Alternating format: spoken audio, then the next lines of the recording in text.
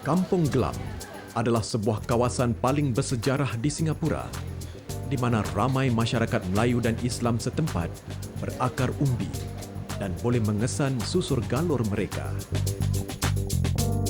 Di sini juga terdapat beberapa buah bangunan warisan yang sebati dengan sekitarannya. Ibarat kata pepatah, tak lekang dek panas, tak lapuk dek hujan. Jejak warisan akan mengenal pasti bangunan-bangunan tersebut dan berkenalan dengan beberapa orang waris yang masih hidup. Memang ada orang yang tahu dan mahu membentangkan apa yang mereka warisi. Jika tembok boleh bermadah, mencerminkan hasrat itu.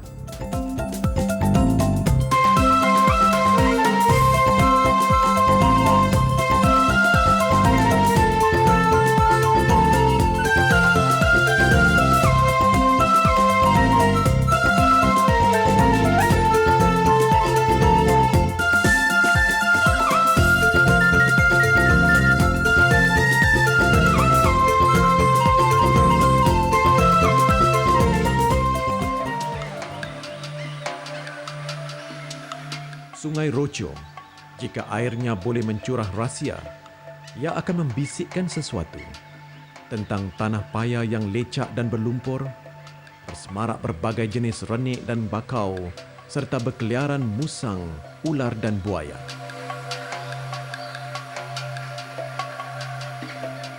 Begitulah panorama Kampung Glam kira-kira 180 tahun dahulu.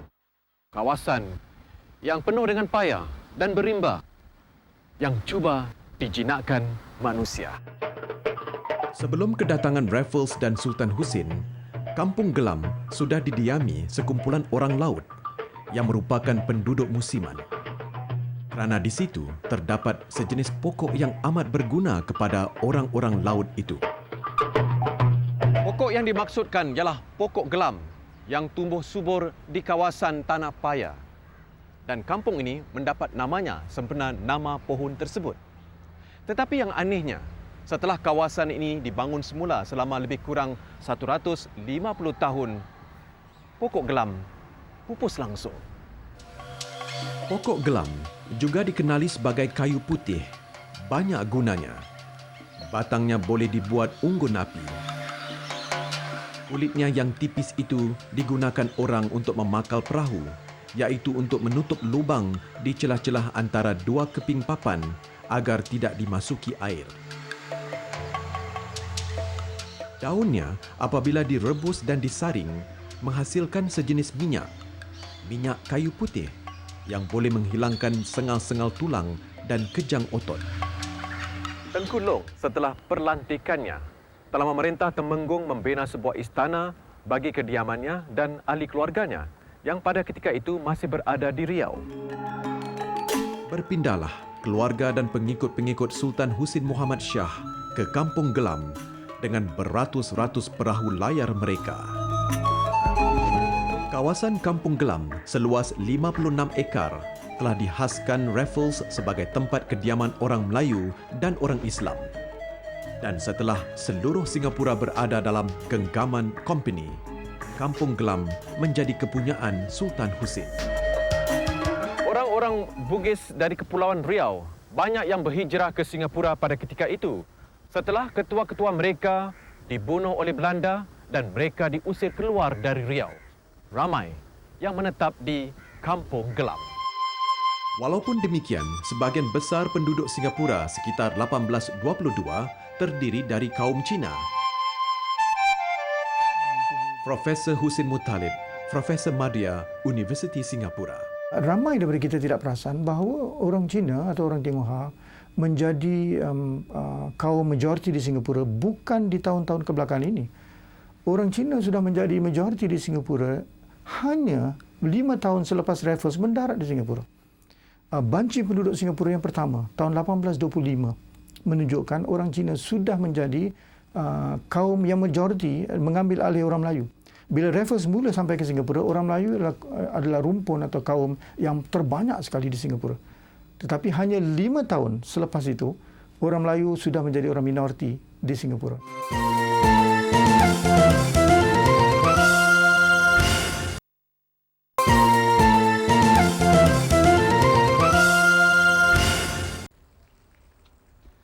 Jika istana ini boleh bercerita, sudah pasti terbongkar segala rahsia. Yang pasti, istana Sultan Husin ini diperbuat daripada kayu. Dan setelah baginda mangkat di Melaka pada tahun 1835, bangunan ini telah diganti semula dengan bangunan batu oleh putranya Sultan Ali. Istana Kampung Glam siap dibina pada 1843. Arkiteknya tak seorang pun yang tahu kerana tiada rekod yang rasmi. Tetapi ada pendapat yang mengatakan arkiteknya ialah G.D. Coleman yang bertugas sebagai arkitek kerajaan yang pertama. Berikutan kemangkatan Sultan Ali di Umbai, Melaka pada 1877, Tengku Alam pun mengambil alih peranan ayandanya walaupun pihak British tidak mahu mengiktirafnya sebagai sultan. Tengku Alam menyarah hidup dengan mengutip sewa dari peninggalan hartanah 56 ekar itu dan sebagai ketua keluarga bertanggungjawab menanggung cucu cicit Sultan Husin selama 14 tahun.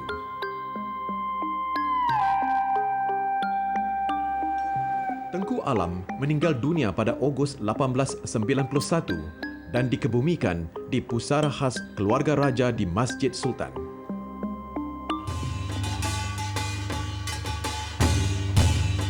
Tercetuslah perbalahan keluarga mengenai hak dan kuasa mengutip sewa dari para penyewa tanah sultan, melibatkan Mahkamah Tinggi dan Mahkamah Rayuan.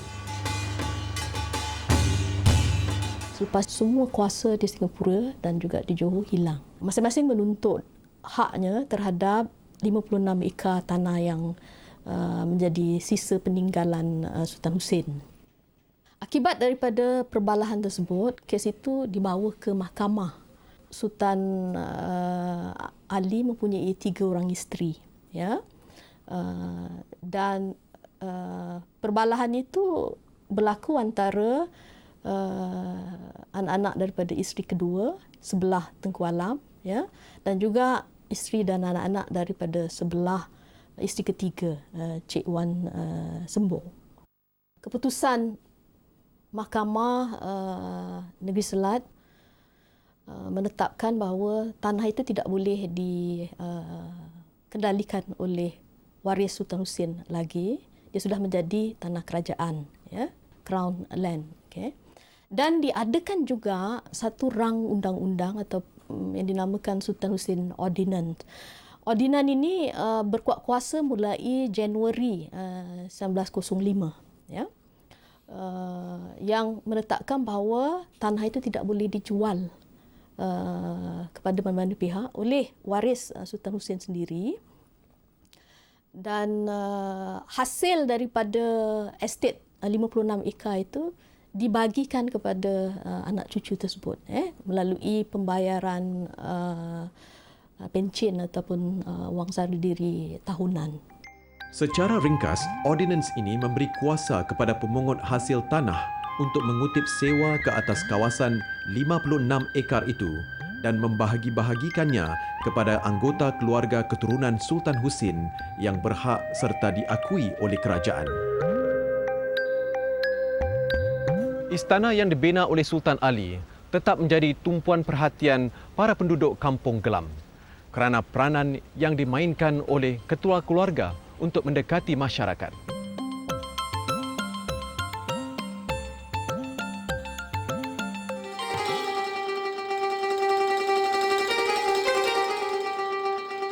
Jika pintu masjid ini dapat melihat dan boleh bertutur kata, mungkin terkeluar kisah insan insaf yang mencari keredaan Allah serta kebahagiaan hidup dunia akhirat.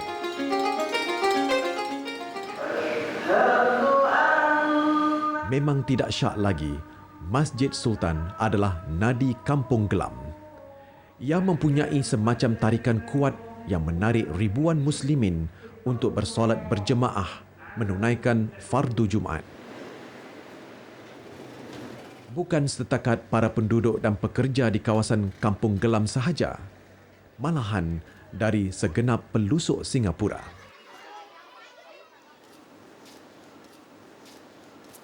Di antaranya, Haji Fazil, seorang pesara yang tinggal jauh di Tampines.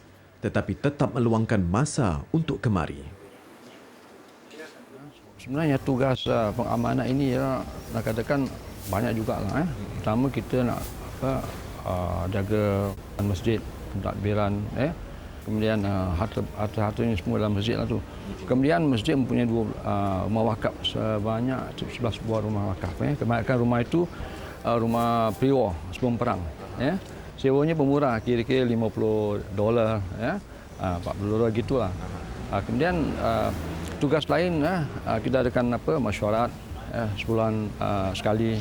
Kadang-kadang kalau tak cukup quorum 2 bulan sekali. Itulah. Dalam zaman Sultan Husin, Masjid Sultan tidaklah seperti mana yang anda lihat ketika ini. Ketika itu, Masjid Sultan lebih ringkas dan berbumbung, seperti mana masjid-masjid lama di Kota Melaka. Dibina pada tahun 1823 dari wang sumbangan masyarakat, Sultan dan Kompeni Inggeris, masjid yang diperbuat dari kayu itu dapat bertahan selama 100 tahun. Mungkin kerana tiang-tiangnya adalah daripada kayu cengal. Jawatan kuasa baru ni cuba berfikirkan patut dia adakan sebuah masjid yang besar. Kerana masjid lama tak boleh menampung ramai dan kemudian keadaannya itu dah begitu buruk. Walaupun kayu masih kuat, buruk. Kemudian jawatan kuasa baru mendapat kebenaran daripada municipal. Mereka hendak juga bangunan masjid didirikan di sini, di tempat lama. Kemudian bangunan itu didirikanlah. Jadi bangunan didirikan makan belanja sebanyak RM300,000 ringgit. Jadi berjangka kuasa cara mengambil dana ini dengan berjumpa dengan pemuka-pemuka Islam, dan mendapatkan dana daripada masyarakat Islam. Apabila siap betul masjid itu, masjid baru itu, masjid lama dirobohkan juga lah. Dirobohkan. 3 kali seminggu, Haji Fazil akan melapangkan masa untuk bertugas di masjid sebagai seorang sukarelawan. Beliau adalah di antara 12 orang pengamanah masjid dan satu-satunya anak jati Basrah Street yang duduk dalam lembaga pengamanah. Pihak Mahkamah Tinggi membuatkan satu peraturan, Masjid Sultan ini mesti mempunyai nazir atau dipanggil sini trustee, yang terdiri daripada 12 orang. Jadi trustee-nya sebenarnya terbagi pada 6 bangsa, 2 suku bangsa. Umpamanya saya katakan begini, umpamanya orang Jawa mesti ada 2 orang. Orang Bugis 2 orang, orang Banjar 2 orang, orang Arab 2 orang, orang Pakistan 2 orang dan orang India 2 orang. Jadi semua 12 orang lah. Jadi apabila seorang meninggal, pasal ganti dengan trustee barulah. Sama bangsa, sama keturunan daripada orang yang meninggal itu. Berkhidmat untuk Masjid Sultan merupakan satu tradisi bagi ahli keluarga dan saudara mara Haji Fazil. Ayah dan datuknya pernah bertugas sebagai bilal masjid dan seorang pakciknya sebagai imam. Masjid Sultan telah menjalani pembaikan dan ubah suai pada tahun 1968.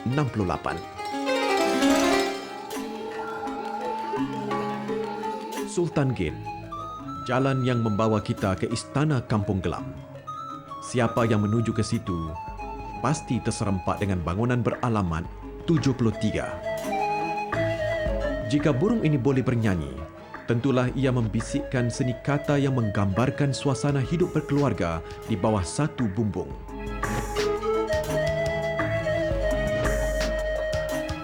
Penduduk kampung menamakannya Gedung Kuning. Siapakah yang mampu memiliki rumah Gedung Kuning ini kalau tidak seorang anak raja? Atau mungkin seorang hartawan? Haji Abdullah Jofri, 71 tahun, dilahirkan dalam gedung tersebut. Ibunya, Hajah Fatimah, adalah di antara 9 orang anak Haji Yusuf bin Haji Muhammad Nur. Gedung Kuning asalnya dipunyai oleh Tengku Mahmud bin Sultan Ali. Pada tahun 1912, datuk saya, Awak Haji Yusuf, tali pinggang telah membelinya lah. Datuk saya lahir di Singapura lah, di Kandar Street lah. Dia adalah keturunan Jawa daripada Solo.